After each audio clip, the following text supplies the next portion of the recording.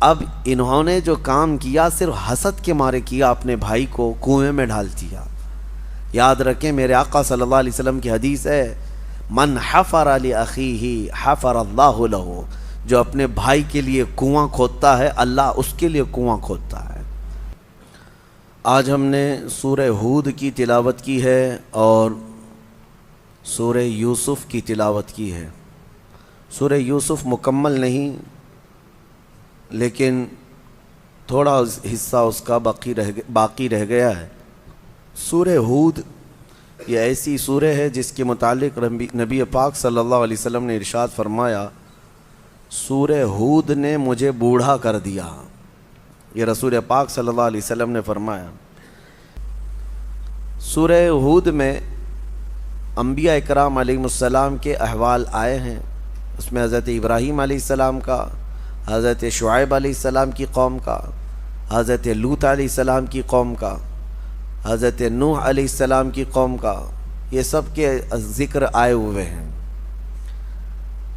ایک بات یہاں پر ملتی ہے کہ حضرت نوح علیہ السلام کی قوم پر جب عذاب آ رہا تھا، 950 سال تبلیغ فرمائی حضرت نوح علیہ السلام نے، اور ان کی قوم سرکش رہی، اور آپ جب ان کو ڈراتے عذاب الہی سے تو وہ مذاق اڑاتے ہیں۔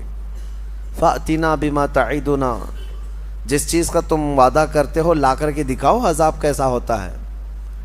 تو حضرت نوح علیہ السلام نے اللہ کی بارگاہ میں عرض کیا کہ مولا یہ میری ہر گھڑی ہجو کرتے ہیں اور چیلنج کرتے ہیں عذاب کے لیے۔ تو اللہ تعالیٰ نے فرمایا نوح تم اپنی کشتی بناؤ سوکھے میں، جبکہ کوئی آس پاس میں کوئی ندی دریا نہیں ہے، لیکن کشتی بنانے کا حکم ہوا۔ آپ نے ایک بہت بڑے سائز کی کشتی بنائی جس میں صرف ایمان والے سوار تھے، اور ہر جانور جتنے بھی اس وقت موجود تھے ان جانوروں کا ایک ایک جوڑا اس میں لے لیا گیا تھا۔ 3 منزلیں کی وہ کشتی تھی، لکڑی کی بنائی ہوئی۔ اس وقت بھی ان کی قوم مذاق اڑا رہی تھی نوح علیہ السلام کے متعلق کہ ان کا دماغ نکل گیا ہے، ذہن توازن کھو گیا ہے، یہ سوکھے میدان میں اتنی بڑی کشتی بنا رہے ہیں، آخر اس کو اٹھا کر لے جائے گا کون سمندر تک اگر ان کو جانا بھی ہے سفر پہ تو۔ لیکن اس کے بعد وہ دن آیا جو عذاب الہی کا تھا، بارش شروع ہوئی، اور بارش کے متعلق قرآن میں اللہ فرماتا ہے ہم نے آسمانوں کے سارے دروازے کھول دیے اور زمین کے سارے سوتے پھاڑ دیے۔ زمین بھی پانی اگل رہی تھی، آسمان بھی پانی برسا رہا تھا، یہاں تک کہ پانی بھرتا گیا، روئے زمین پر کوئی پہاڑ بھی باقی نہیں رہا جو ڈوبنے سے باقی رہا ہو، سب ڈوب چکے تھے۔ اب اس میں حضرت نوح علیہ السلام کی بیوی نافرمان تھی، کافرہ تھی۔ حضرت نوح علیہ السلام اللہ کے نبی ہیں لیکن بیوی ان کی سرکش تھی، نافرمان تھی، کافروں کی مدد بھی کرتی تھی۔ اسی طرح لوط علیہ السلام کی بیوی بھی سخت بدکار تھی، گنہگار تھی اور کافرہ تھی۔ 2 نبیوں کا ذکر اس سے قبل بھی آیا اور آگے بھی آپ دیکھیں گے کہ اللہ تعالیٰ نے ان دونوں عورتوں کی مثال بھی بیان فرمائی ہے 29ویں پارے میں۔ حضرت نوح علیہ السلام کی بیوی ان پر کبھی ایمان نہ لائی، اور ان کا ایک بیٹا تھا حضرت نوح علیہ السلام کا، وہ بھی آپ پر ایمان نہیں لایا۔ اب جب بارش آنے لگی بہت تیز اور پانی بھرنے لگا، کشتی تیرنے لگ گئی، تو ایک پدری محبت ہوتی ہے جس کو کہتے ہیں شفقت پدری، یعنی باپ کی محبت اپنے بیٹے کے لیے ہر ایک کے دل میں کچھ نہ کچھ ہوتی ہے، چاہے کیسا بھی بیٹا ہو۔ تو حضرت نوح علیہ السلام پکارنے لگے اس کو کہ بیٹا آ جا میری کشتی میں تو بچ جائے گا۔ تو وہ ڈھیٹ بن کر کے اکڑتا رہا اور کہا میں اونچے پہاڑ پر چڑھ جاؤں گا، مجھے تمہاری کشتی کی ضرورت نہیں، اپنے باپ کے خلاف گیا۔ تو حضرت نوح علیہ السلام کو غم ہوا کہ میرا بیٹا میری مانتا نہیں ہے، میرے خلاف ہے۔ توجہ، اللہ کے نبی کو حکم کیا ہوا؟ اللہ نے فرمایا قال یا نوح انہ لیس من اہلک، اے نوح وہ آپ کی اولاد میں سے ہے ہی نہیں، آپ کیوں غم کرتے ہیں اس بات کا؟ انہ عمل غیر صالح فلا تسألنی ما لیس لک بہ علم انی اعیذک ان تکون من الجاہلین۔ حضرت نوح علیہ السلام کو تنبیہ کی گئی، اللہ کی طرف سے تنبیہ آئی آپ اس چیز کا سوال نہ کریں۔ وہ اللہ کی بارگاہ میں مانگ رہے تھے کہ مولا میرے اہل کو بچا لے، میرے اولاد کو بچا لے۔ پورا واقعہ اس میں موجود ہے کہ جب اللہ کے نبی کشتی پر سوار ہوئے تو کہا یا بنی ارکب معنا ولا تکن مع الکافرین، بیٹا آ جا، کافروں کے ساتھ مت جا۔ قال سآوی الی الجبل یعصمنی من الماء، میں اونچے پہاڑ پر چڑھ جاؤں گا، مجھے پانی سے کوئی چیز نہیں چھو بھی نہیں پائے گی۔ اللہ نے فرمایا کہ پھر حضرت نوح علیہ السلام نے اس سے پکار کر کہا لا عاصم اليوم، تجھے پتہ نہیں آج کوئی بچانے والا نہیں ہے، یہ عذاب کا دن ہے، انہ من امر اللہ، یہ اللہ کا حکم ہے۔ لیکن پھر بھی وہ نہ مانا، ہلاک ہو گیا، پانی میں ڈوب گیا، ختم ہو گیا۔ تو پھر نوح علیہ السلام کو جو بیٹے کی محبت تھی اس پر اللہ نے تنبیہ فرمائی کہ وہ آپ کی اولاد میں سے ہے ہی نہیں۔ پتہ یہ چلا کہ نبی کا نافرمان ہو تو اولاد میں سے ہو کر بھی وہ نہ کے برابر ہوتا ہے، نہ کے برابر ہے۔ اگر کافر ہے تو اس کا نسب ختم ہو گیا، اس کا نسب ختم ہو گیا۔ ہاں، نبی کے اولاد میں سے وہی ہوں گے جو ایمان والے ہوں گے۔ ایمان والوں کو ہی آل بھی کہا جائے گا، اہل بھی کہا جائے گا، ایمان والے ہوں، ورنہ نسب ختم ہو جاتا ہے۔ عزیزان گرامی، اس میں مثال ایک یہ بھی ہے، اس میں جو ہے بیٹا اگر بدکار اور کافر نکلا تو اس میں باپ کا قصور نہیں ہے۔ حضرت نوح علیہ السلام کی اس میں خطا نہیں، وہ نبی ہیں، وہ اللہ کی مصلحت تھی۔ لیکن بسا اوقات ایسا بھی ہوا ہے کہ حضرت اکرمہ رضی اللہ تعالیٰ عنہ، جانتے ہیں آپ، صحابی رسول ہیں، نبی پاک صلی اللہ تعالیٰ علیہ وسلم کے صحابی حضرت اکرمہ، عاشق بھی، اور کئی جنگوں میں شرکت بھی فرمائی ہے۔ لیکن یہ بیٹے کس کے ہیں؟ ابو جہل کے۔ باپ ابو جہل ہے، دشمنی میں مر گیا حضور کے، لیکن بیٹا صحابی رسول ہے، نبی پاک صلی اللہ تعالیٰ علیہ وسلم کے سچے صحابہ میں سے۔ تو یہ جو معاملات ہیں دنیا میں چلتے رہیں گے، کبھی ولی کے پیٹ سے بدکار پیدا ہوا اور کبھی گنہگار کے اولاد میں اللہ صالحین پیدا کرے، یہ اس کی قدرت کاملہ ہے۔ اللہ کریم ہمیں نیک و صالح اولاد عطا فرمائے۔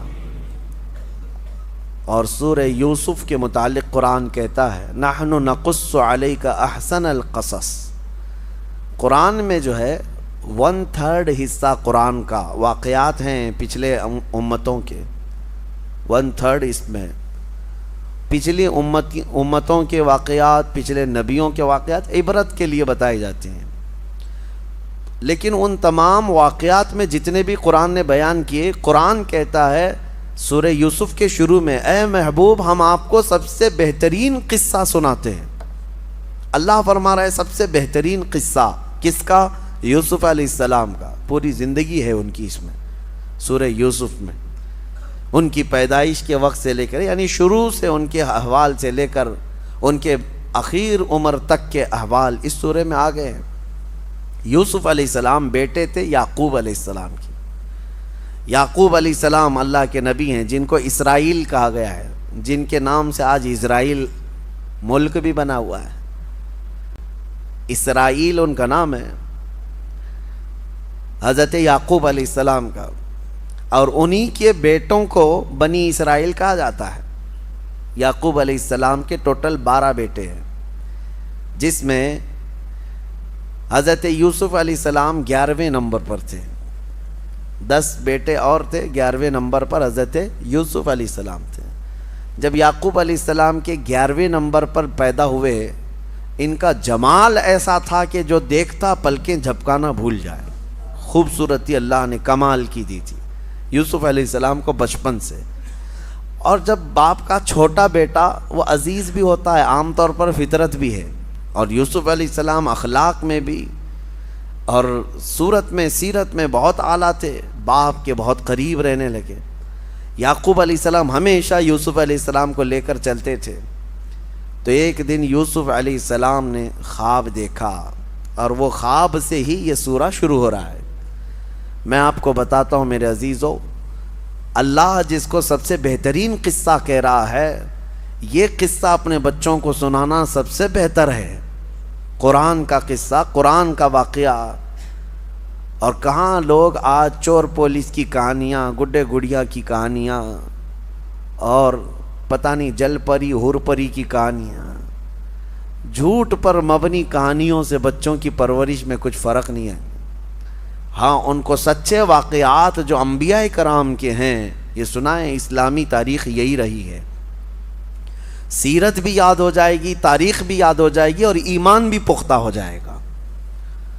ہر باپ اپنے بچوں کو یا بڑی عمر کے لوگ جو گھروں میں ہیں وہ جو کہانیاں سنائے کرتے تھے بچوں کو، سب سے بہتر ہے کہ وہ قرآن کے ان واقعات کو سنائیں۔ اللہ جس کو فرما رہا ہے سب سے بہترین قصہ، یوسف علیہ السلام بچپن میں خواب دیکھتے ہیں اور اس خواب کا ذکر اپنے باپ سے کرتے ہیں، انی رأیت احد عشر کوکبا والشمس والقمر رأیتہم لی ساجدین، کہتے ہیں اے ابا جان میں نے رات میں خواب دیکھا ہے کہ 11 ستارے، 11 تارے اور ایک چاند اور ایک سورج مجھے سجدہ کر رہے ہیں۔ کون کہا؟ یوسف علیہ السلام۔ باپ یعقوب علیہ السلام اللہ کے نبی ہیں، جب انہوں نے حضرت یوسف سے بچپن میں ہی یہ خواب سنا تو کہا یا بنی لا تقصص رؤیاک علی اخوتک، بیٹا یہ اپنے بھائیوں کے سامنے مت بولنا اس خواب کو، جو 10 بھائی ہیں تمہارے ان کے سامنے اس خواب کا ذکر مت کرنا، ورنہ وہ کچھ نہ کچھ تمہیں نقصان پہنچا سکتے ہیں۔ بھائیوں میں بھی حسد آتا ہے، ہر زمانے میں رہا ہے۔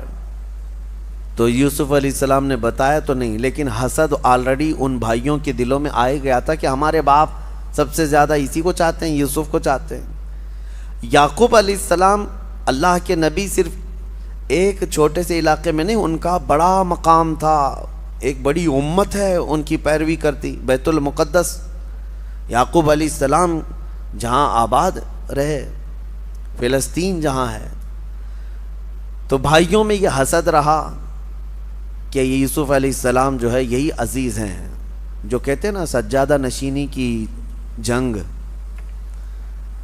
دوڑ کہ باپ کے بعد میں بیٹھوں گا گدی پہ، باپ کے بعد میں رہوں گا۔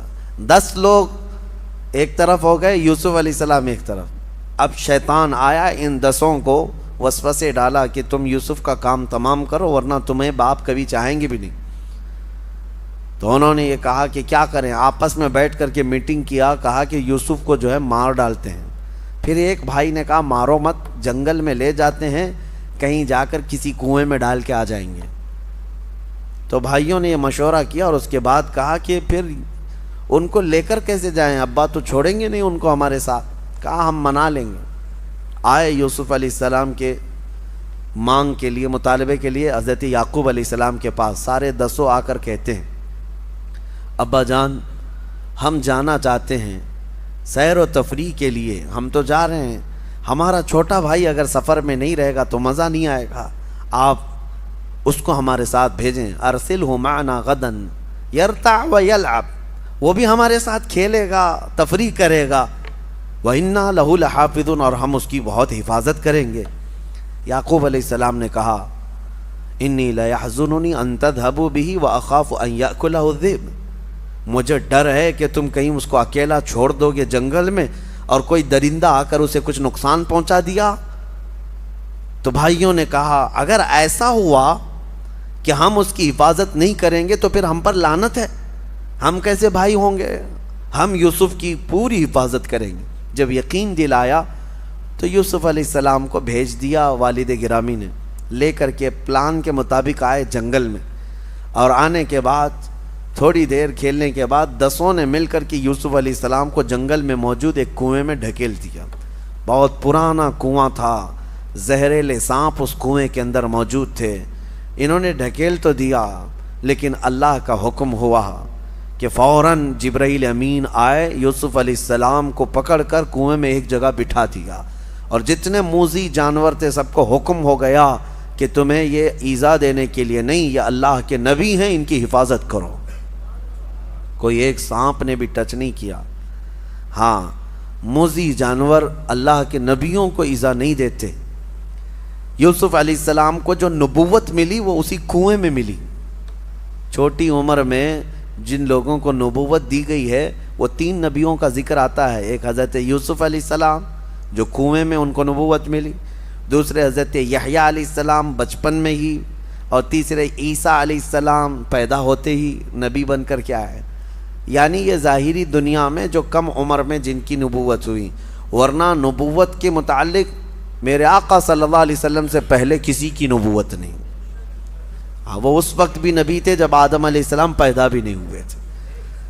اب کنویں میں ڈھکیل دیا، واپس آ کر کے جنگل میں پلان کرنے لگ گئے کہ اب کیا کریں گے. تو انہوں نے ایک بھیڑیے کو پکڑ کر کے اس کو کاٹ دیا، کاٹ کر اس کا خون، یوسف علیہ السلام کا جبہ نکال کر اس کو خون لگا دیا جگہ جگہ. یوسف علیہ السلام کو دھکیلنے سے پہلے ان کا جبہ اتار لیا ہوگا، اس کو خون لگا دیا، اور اس کے بعد رات کو روتے دھوتے اپنے گھر آئے اپنے باپ کے پاس. وَجَاءُوا عَلَىٰ قَمِيصِهِ بِدَمٍ كَذِبٍ، جھوٹے خون کے ساتھ آئے باپ کے پاس اور پھر رونے لگے. قالوا یا ابانا انا ذهبنا ونستبق وتركنا يوسف عند متاعنا فاكله الذئب. ابا جان ہم کھیل رہے تھے، ہمارے سامان کے پاس یوسف کو بٹھائے تھے ہم، اور ہم کھیل میں مصروف تھے، اچانک ایک بھیڑیا آیا اور یوسف کو کھا گیا، لے چلا گیا.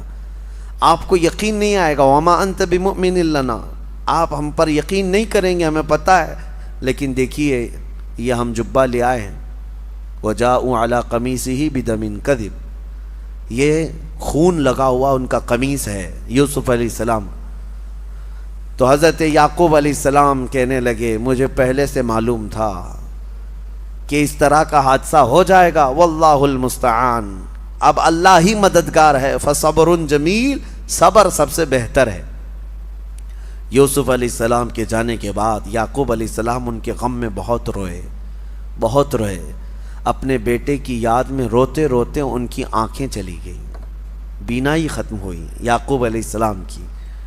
اب انہوں نے جو کام کیا صرف حسد کے مارے کیا، اپنے بھائی کو کنویں میں ڈال دیا.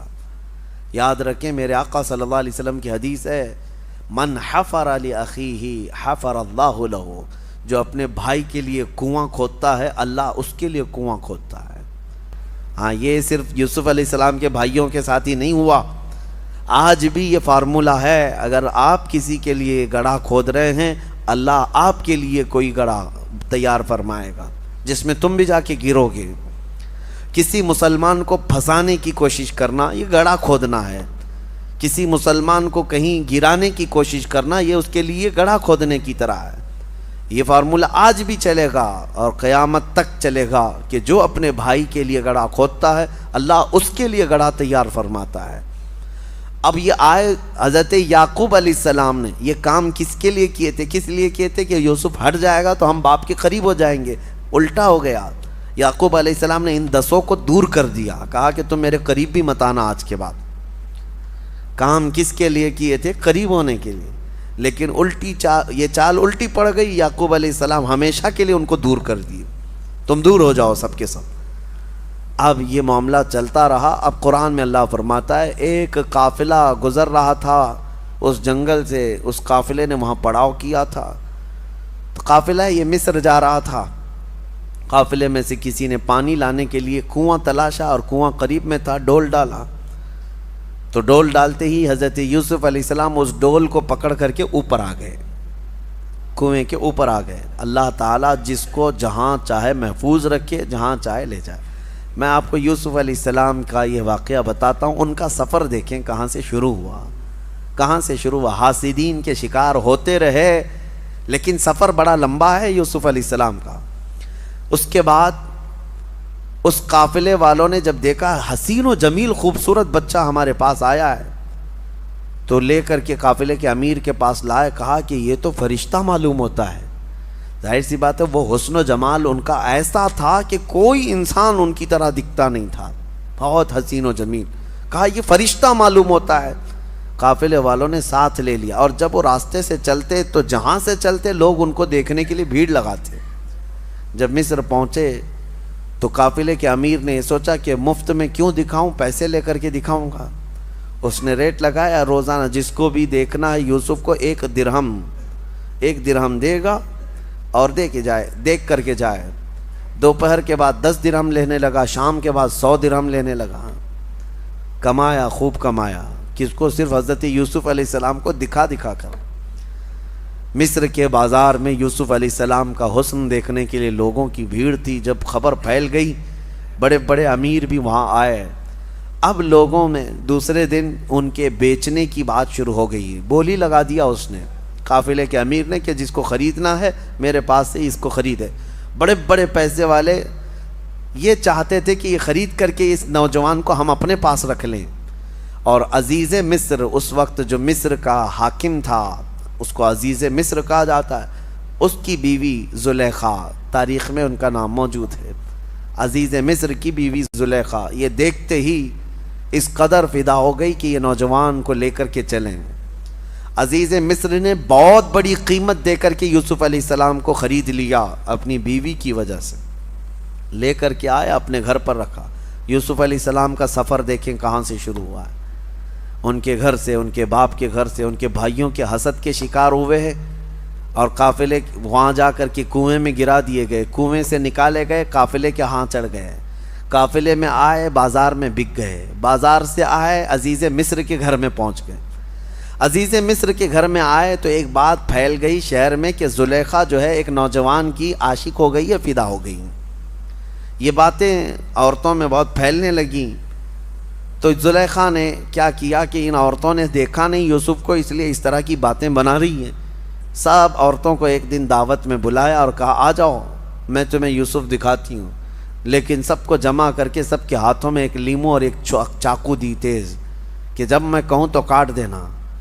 تو پھر سب عورتوں کے ہاتھ میں, جب اس شہر کی سب رئیس عورتیں بیٹھی تھیں, حضرت یوسف علیہ السلام کو اچھے لباس کے ساتھ سجا کر کے زلیخا لے آتی ہے.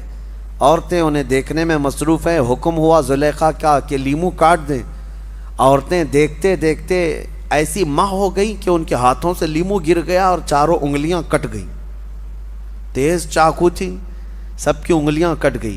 پتہ یہ چلا کہ انسان کبھی اتنا مدہوش ہوتا ہے کہ اس کو کٹنے کا احساس نہیں ہوتا. اسی لیے امام اعظم نے فرمایا ہے کہ یوسف علیہ السلام کا حسن دیکھتے ہوئے عورتوں کی انگلیاں کٹ گئیں, انہیں پتہ نہیں چلا. انشاءاللہ موت کے وقت ہم جمال مصطفیٰ دیکھ رہے ہوں گے اور ہمیں روح نکالنے کا درد نہیں ہوگا. اسرائیل روح نکال رہے ہوں گے اور سامنے چہرہ مصطفیٰ ہوگا. یوسف کا حسن دیکھ کر کٹی ہوئی انگلیوں کا درد نہیں ہوتا تو جمال محمد دیکھ کر روح نکلنے کا بھی درد نہیں ہوگا. حسن یوسف پہ کٹی مصر میں انگشت زنا, سر کٹاتے ہیں تیرے نام پہ مردان عرب.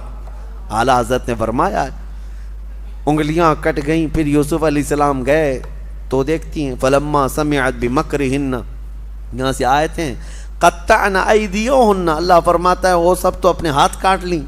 بعد میں انہیں احساس ہوا کہ لیمو تو نہیں کٹا, انگلیاں کٹ گئی ہیں. اب یہ کاٹی نہیں ہے, یہ کیا ہوا ہے, کٹی ہیں. کاٹنا اور ہوتا ہے, کٹ جانا اور ہوتا ہے. نبی پاک صلی اللہ تعالیٰ علیہ وسلم کے عاشق حضور کو دیکھ کر کے نہیں بلکہ صرف حضور کے نام پر اپنی انگلیاں نہیں بلکہ گردن بھی کٹا دیتے ہیں. ہاں, ادیب لائل پوری نے بہت اچھے انداز میں فرمایا, جو ان کی ایک طویل بحر والی نعت ہے عشق کے رنگ میں جب رنگ جائیں افکار, اس میں انہوں نے کہا ایک شہنشاہ نے بخشے ہیں سمرقند و بخارا کسی محبوب کے رخسار کے تل پر, مگر اے سید عالی تیری ناموس تیری عظمت پر.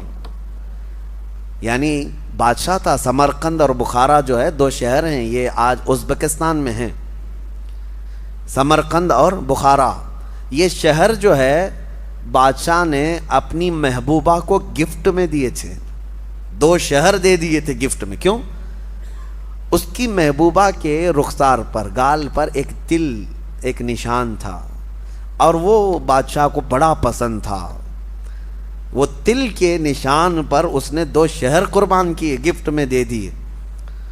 تو شاعر نے بہت اچھے انداز میں کہا ہے ایک شہنشاہ نے بخشے ہیں سمرقند و بخارا کسی محبوب کے رخسار کے تل پر, مگر اے سید عالی تیری ناموس تیری عظمت پر ایک نہیں لاکھوں ہیں قربان گئے عشق کے ہر کوچے و بازار میں سر اپنا لیے کرنے کو نثار.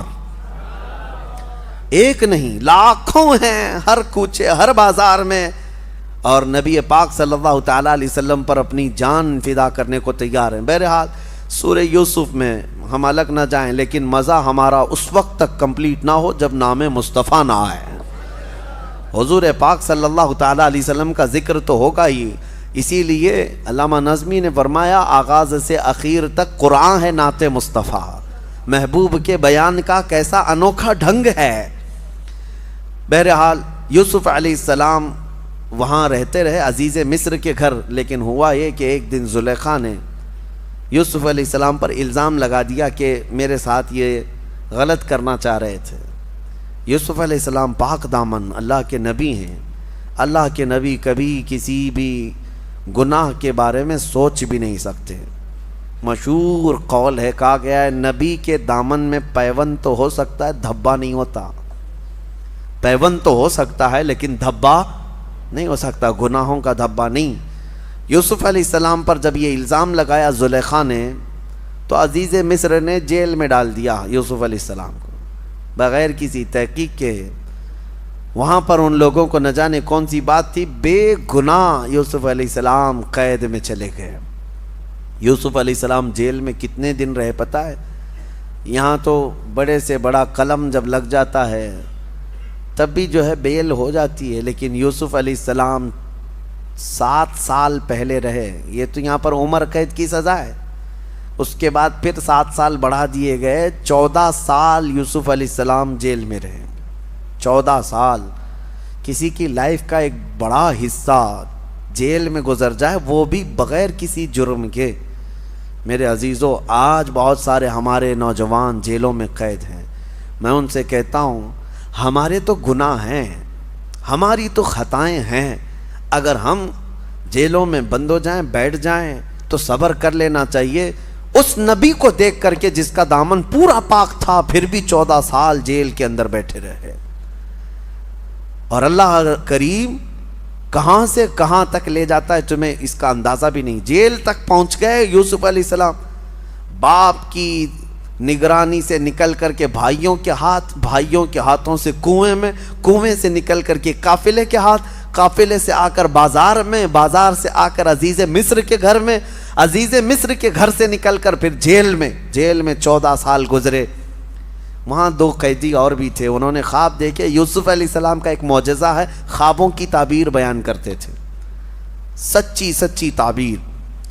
تو وہ دونوں قیدی جو ہے انہوں نے ایک بار خواب دیکھا، اس خواب کا بھی ذکر قرآن میں آیا ہے۔ وقال الآخر انی ارانی اعصر خمرا ودخل معه السجن فتيان قال احدهما انی ارانی اعصر خمرا وقال الآخر انی ارانی احمل فوق رأسی خبزا تأکل الطیر منه۔ دونوں نے خواب دیکھا تھا، ایک نے دیکھا میں انگور کا رس نچوڑ رہا ہوں، اور دوسرے نے دیکھا میں ایک تھال میں کوئی چیز لے کر جا رہا ہوں، پرندے روٹی جو ہے نوچ کر کھا رہے ہیں، ان کی کیا تعبیر ہے؟ یوسف علیہ السلام نے فرمایا میں تعبیر بتاؤں گا، میرا ایک کام کرنا ہے۔ اب 14 سال کے بعد عزیز مصر بدل گیا تھا، بادشاہ مصر ختم ہو گیا، وہ پہلے والا جو زلیخا کا شوہر تھا ختم ہو گیا، دوسرا عزیز مصر تھا اس وقت جو تھا مصر کا بادشاہ۔ یوسف علیہ السلام نے خواب کی تعبیر بتانے سے پہلے کہا میں تعبیر بتاؤں گا، ان میں سے ایک آدمی رہا ہونے والا ہے، آزاد ہونے والا ہے، لیکن وہ جا کر کے بادشاہ کے پاس میرا پیغام پہنچا دے۔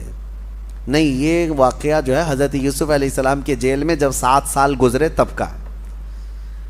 آپ نے تعبیر میں بتایا جس کے سر کے اوپر سے روٹیاں کھا رہے تھے پرندے، اس کو موت کی سزا ہونے والی ہے، اور جس کے خواب میں تو نے دیکھا کہ انگور کا رس نچوڑ رہا ہے، عنقریب تجھے آزادی کا پروانہ ملنے والا ہے۔ تھوڑے ہی دن کے بعد حکم آیا جیل کا یہی کہ ان میں سے ایک آدمی کو پھانسی کی سزا ہے اور دوسرے کو جو ہے رہائی مل گئی۔ جو آزاد ہوا وہ چلا گیا، لیکن جانے کے بعد بھول گیا یوسف علیہ السلام کا پیغام وہاں بادشاہ مصر تک پہنچایا بھی نہیں کہ ایک قیدی اندر بغیر کسی جرم کے قید ہے، نہیں بتایا۔ 7 سال پھر گزر گئے۔ اب جو بادشاہ مصر تھا اس نے خود خواب دیکھا، وہ بھی خواب کا ذکر اس سورہ میں موجود ہے۔ وقال الملك انی ارى 7 بقرات سمان یأکلهن 7 عجاف۔ بادشاہ نے خواب میں یہ دیکھا کہ 7 موٹی تازی بھینسیں ہیں خواب میں، اور 7 سوکھی بھینسیں ہیں، اور 7 ہری گھاس کے اوٹ اور 7 سوکھی ہوئی گھاس کے اوٹ، اور اسے کچھ سمجھ میں نہیں آئے کیا چیزیں. صبح اٹھ کر کے نجومیوں سے پوچھنے لگا اس خواب کی تعبیر کیا ہے. نجومی جو جوتش ہوتے ہیں وہ اٹکل پچھو مارتے رہتے ہیں, یہ بھی ہو سکتا ہے وہ بھی ہو سکتا ہے, ایگزیکٹ کوئی نہیں بولتا. ہاں آج ہمارے بھی لوگ صبح اٹھ کر کے راشی دیکھنے پہ بیٹھے رہتے ہیں, اور بہت سارے چینل تو یہی چلا بھی رہے ہیں کہ ان کو روزانہ وہ بتانا رہتا ہے آج شنی یہاں دیکھ رہا ہے, آج شنی وہاں دیکھ رہا ہے, اور ان کو خود پتہ نہیں ان کا شنی کہاں دیکھ رہا ہے. اور بہت سارے لوگ اس پر ایسا بلیو کر کے چلتے ہیں. ہاں میں نے دیکھا ایک صاحب راستے میں آدھا سفر کر کے واپس بھاگ رہے تھے کار چلاتے ہوئے, ہماری ملاقات ہوئی, کیوں باہر پھر واپس کیوں جا رہے ہیں؟ کہا یہ جو شرٹ ہے نا لال شرٹ, منع کیا گیا آج لال شرٹ مجھے نہیں پہننا ہے, ہمارے گرو نے آج منع کیا اس لیے کھولنے جا رہا ہوں. کہا ہوگا کیا؟ کہا نہیں, انہوں نے کہا ہے کہ آج تمہیں یہ کپڑا نہیں پہننا ہے. یہ تمام چیزوں پر چلتے رہتے ہیں. خوابوں کی تعبیر کا علم یہ اہل حق کو اللہ تعالیٰ نے عطا فرمایا, اور نبوت کا حصہ ہے یہ خوابوں کو, مومن کے سچے خواب. یوسف علیہ السلام جیل میں رہے, بادشاہ نے جب یہ خواب بتایا تو کوئی نجومی بتا نہیں سکا. اس کے دربار میں وہ جیل سے چھوٹا ہوا قیدی موجود تھا جس کی خواب کی تعبیر یوسف علیہ السلام نے بتائی تھی 7 سال پہلے. اس نے کہا کہ میں قیدی ایک ایسے شخص کو جانتا ہوں جیل میں جو ناحق قید میں ہے, اور وہ خوابوں کی سچی سچی تعبیر بتاتا ہے. یوسف علیہ السلام کے پاس بادشاہ نے بھیجا, جاؤ اس سے خوابوں کی تعبیر پوچھ کے آؤ. افتنا فی 7 بقرات. یوسف علیہ السلام کے پاس جا کر کے لوگوں نے پوچھا ہمارے بادشاہ نے ایسا ایسا خواب دیکھا. یوسف علیہ السلام نے فرمایا مجھے یہاں سے آزاد کرو, میں خواب کی تعبیر بتاتا ہوں. بادشاہ نے بڑے اعزاز کے ساتھ طلب کیا. آپ نے بتایا تیرے خواب کی تعبیر یہ ہے کہ اب تیرے ملک میں 7 سال خوشحالی کے آئیں گے, بہت غلہ اناج سب ہوگا. اس کے اچانک 7 سال کے بعد والے جو 7 سال ہوں گے بہت سوکھا پڑ جائے گا, لوگ کنگال ہوں گے, مفلس ہو جائیں گے, یہاں تک کہ ان کا سارا سامان بک جائے گا, لوگ بھی اپنے آپ کو بیچ دیں گے. تو کروں کیا؟ بادشاہ نے پوچھا. کہا کہ 7 سال جو ہوں گے انہی میں ذخیرہ جمع کر لو کہ اگلے 7 سال جب سوکھا پڑے گا تو یہ جمع شدہ مال تم اپنے رعایا پر خرچہ کرو گے. بادشاہ کو یہ تعبیر پسند آئی, اور اس نے دیکھا بھی کہ 7 سال اتنی خوشحالیاں آئیں تو اس نے سب جمع کرنا شروع کیا. پھر یوسف علیہ السلام کو اس نے آزاد کر کے اپنے وزیروں میں شامل کر لیا, وزیروں میں شامل کر لیا. اب کہاں سے سفر کہاں پہنچا, اللہ فرماتا ہے وَكَذَلِكَ مَكَّنَّا لِيُوسُفَ فِي الْأَرْضِ, ہم نے یوسف کو اسی طرح زمین کا قرار عطا کیا, جیل سے نکال کر سیدھا وزیر اعظم. حضرت یوسف علیہ السلام وہاں پہنچے. 7 سال کے بعد جب سوکھا پڑ گیا ہر جگہ, مصر میں ایسا سوکھا پڑ گیا تھا کہ لوگ اپنے آپ کو بیچنے پر مجبور ہو گئے تھے.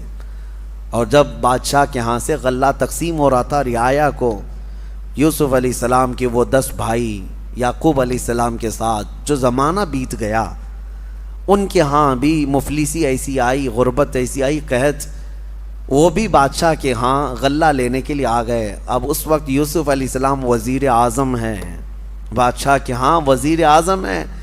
بھائی جب آ رہے تھے, اتفاق کی بات یہ ہے کہ یوسف علیہ السلام کے غم میں جب یعقوب علیہ السلام بہت رونے لگے تو اللہ نے ان کو ایک اور بیٹا عطا کیا جن کا نام بنیامین تھا. بنیامین, آج یہ یہودی وہ نام رکھتے ہیں بنجامن, وہ بنیامین ہے یوسف علیہ السلام کے چھوٹے بیٹے. اور حضرت یعقوب علیہ السلام اس بیٹے کو اب بہت زیادہ چاہتے تھے. یہ بات حضرت یوسف علیہ السلام کو معلوم تھی کہ میرے بعد میرا چھوٹا بھائی پیدا ہوا, اس کو یعقوب علیہ السلام اب دور کرتے ہی نہیں تھے. اب یہ 10 بھائی آئے تھے جب بادشاہ کے یہاں پہنچے غلہ لینے کے لیے. حضرت یوسف علیہ السلام نے تو ان کو پہچان لیا, لیکن وہ ان کو نہیں پہچانتے تھے. ان کو تو یہ لگا کہ کب کے ہم نے کنویں میں ڈال دیا, ختم ہو گئی کہانی. لیکن یوسف علیہ السلام موجود تھے.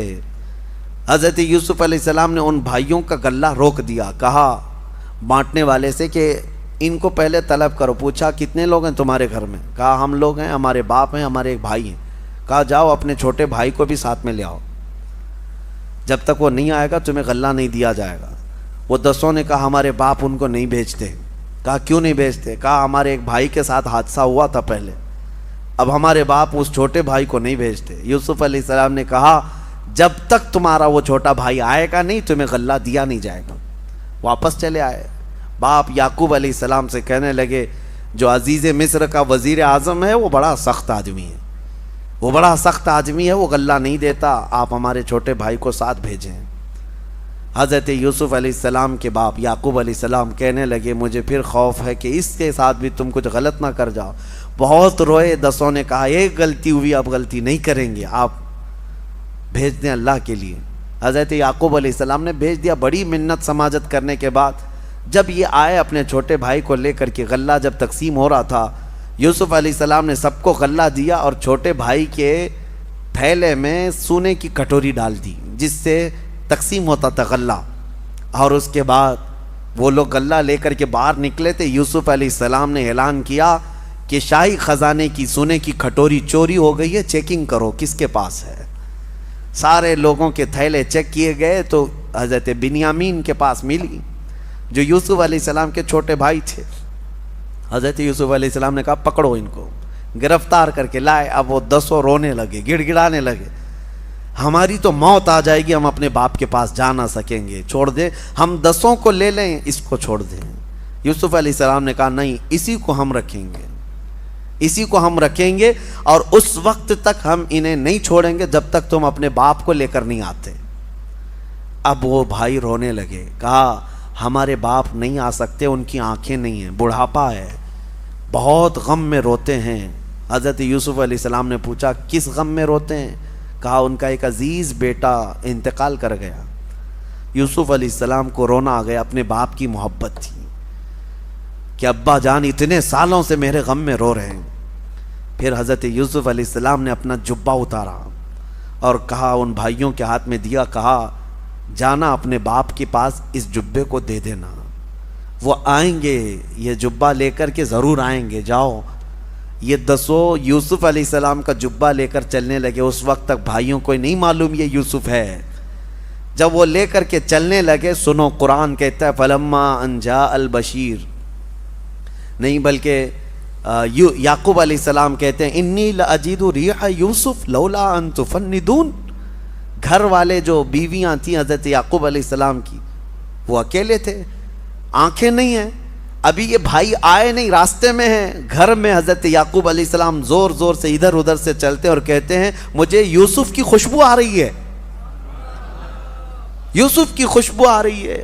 لوگوں نے کہا قالوا تاللہ انک لفی ضلالک القدیم، لوگوں نے کہا اللہ کی قسم آپ پرانی محبت میں کھوئے ہوئے ہیں، کہاں یوسف ابھی اس زمانے میں؟ یعقوب علیہ السلام کہنے لگے نہیں، مجھے میرے بیٹے کی خوشبو آ رہی ہے، نبی ہے جو اپنے بیٹے کی خوشبو سونگھ سکتا ہے۔ اور جب وہ جبہ لے کر کے بھائی پہنچے تو قرآن میں القاہ علی وجہہ، بھائیوں نے وہ جبہ لا کر یعقوب علیہ السلام کے منہ پر ڈال دیا۔ اللہ فرماتا ہے فرتد بصیرا، ان کی کھوئی ہوئی بینائی واپس آ گئی، آنکھیں واپس آ گئی، وہ دیکھنے لگ گئے۔ اللہ اکبر، قرآن کی آیتیں شاہد ہیں، ایک نبی کا جبہ دوسرے نبی کی آنکھیں لا رہا ہے، ایک نبی کا جبہ دوسرے نبی کو فائدہ دے رہا ہے، تو پھر نبی کا منہ مبارک امتی کو کیوں نہیں فائدہ دے سکتا؟ نبی کے قدم جہاں پر لگے وہ مٹی ہمارے لیے شفا کیوں نہیں ہو سکتی؟ یقیناً شفا ہے۔ یہ اپنے اپنے عقیدے کی بات ہے اور اپنے اپنے محبت کی بات ہے۔ وہ قرآن تو پڑھتے ہیں، شاید یہ آیت کھا جاتے ہوں گے، پوچھو ان کو یعقوب علیہ السلام کی آنکھیں واپس کیسے آئی تھی؟ وہ جبہ یوسف سے آئی تھی، جبہ یوسف سے آئی تھی۔ بہرحال